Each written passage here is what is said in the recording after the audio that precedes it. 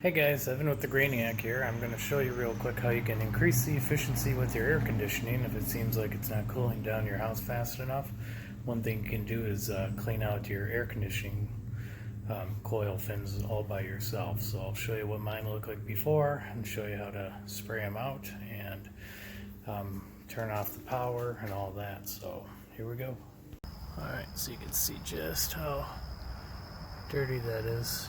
So that makes it very inefficient and hard for air to pull up through there. So what we're gonna do is we're gonna pull the breaker. It's usually in a box like this. Open it up and you can just pull that bad boy right out of there.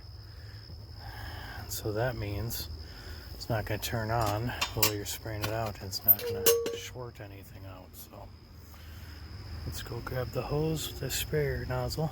Let's use the sprayer and the hose.